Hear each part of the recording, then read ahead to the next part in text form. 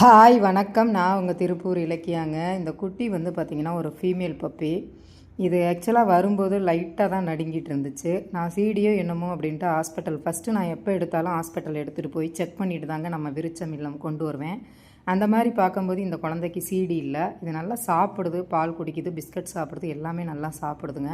ஆனால் 24 ஹவர்ஸும் இப்போ எங்கிட்ட வந்து 20 நாள் ஆச்சுங்க. 20 நாளாக இப்படியே தாங்க இருக்குது. ஒரு பொட்டு கூட தூங்கலை. இது டாக்டர்கிட்ட கேட்டேன், இது ஏதாவது நரம்பு சம்மந்தப்பட்ட பிரச்சனையாக இருக்கும், செக் பண்ணி பார்த்து இதுக்கு ட்ரீட்மெண்ட் கொடுத்தா ரெக்கவர் ஆயிரும்னு சொன்னாங்க. நானும் ஏதாவது கலெக்ஷன் ஆச்சுன்னா ஹாஸ்பிட்டல் எடுத்துகிட்டு போகலான் இருந்தேன். என்கிட்ட கலெக்ஷன் ஆகலைங்க. நான் அன்றாட சாப்பாட்டுக்கே ரொம்ப சிரமப்படுறேன்.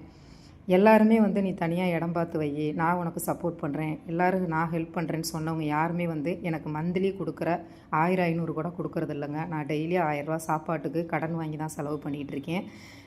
நிறைய சில்லறைங்க வந்து எனக்கு ஃபாரின் ஃபண்டு வருது, அது இதுன்னு புரளியை கிளப்பி விட்டுட்டுருக்குதுங்க. நான் கும்பிட்ற காலபைரவர் மேலே சத்தியமாக நான் அன்றாட சாப்பாட்டுக்கே கஷ்டப்பட்டுக்கிட்டு தாங்க இருக்கேன். அடுத்து பார்த்திங்கன்னா இவன் மகாதேவன். இவனுக்கு ஒன்ஸு ட்ரீட்மெண்ட்டு பார்த்தாச்சுங்க. இப்போ மாத்திரை முடிஞ்சு 5 நாள் ஆச்சு. இவனையும் ஹாஸ்பிட்டல் எடுத்துகிட்டு போக முடியல. புண்ணு ஓப்பன் ஆகி ரொம்ப சீல் வடியுதுங்க. எனக்கு சப்போர்ட் பண்ணுங்கள். இன்னும் 2 பிள்ளைங்க உடம்பு சரியில்லாமல் இருக்காங்க. பணம் இல்லாமல் இவங்கெல்லாம் டைமுக்கு ஆஸ்பத்திரி கூப்பிட்டு போக முடியாமல் இருக்காங்க. சாப்பாடெல்லாம் நல்லா கரெக்டாக சாப்பிட்டுக்கிறாங்க, யூரின் மோஷன்லாம் போகிறாங்க. பட் இந்த புண்ணு வந்து சீல் வடிகிறதுனால ரொம்ப ஸ்மெல்லு வருது. இவனையும் ஆஸ்பத்திரிக்கு எடுத்துகிட்டு போகணும், இவனுக்கு ட்ரீட்மெண்ட் கொடுக்கணும். முடிஞ்சவங்க பண உதவி பண்ணுங்கள்.